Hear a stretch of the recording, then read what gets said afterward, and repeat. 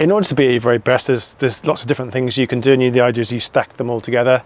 In sport, in terms I've talked before about those marginal gains equal aggregate gains once you start stacking them up.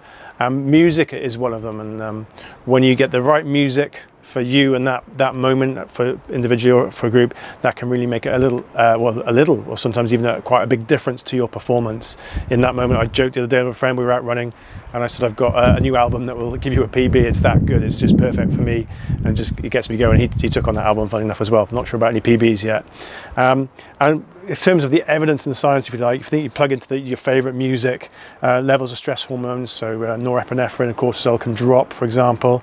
Meanwhile, if it's a social environment, chemicals like that reward chemical that we know so well about, dopamine, endorphins, serotonin, oxytocin, can all increase and spike. That's good. There is a recent study to cite. Please be mindful of the source of the site in this study, because it's Apple and Sonos.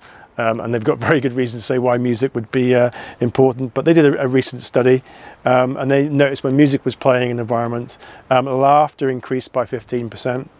Cooking together, so keep an eye out for that one, is up to 33% increase, and the chance of inviting someone else over increased by 85%, a whopping 85%. So be careful when you put the music on. You might notice a few minutes later you've got people on the couch that you weren't expecting.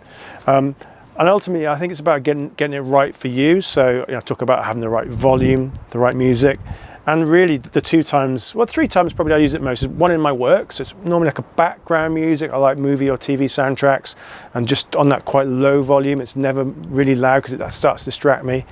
So that's one place I use it. In my sport and hobbies and outdoor running and stuff like that, absolutely.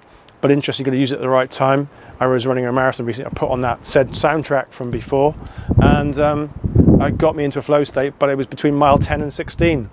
Great, but then you're starting to get gone too fast, a bit tired around mile 16, 17, 18.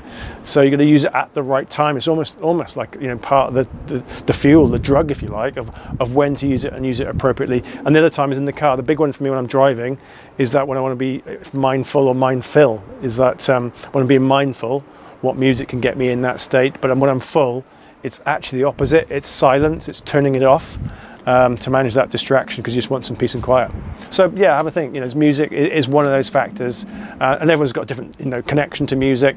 But just think about what it can mean to you.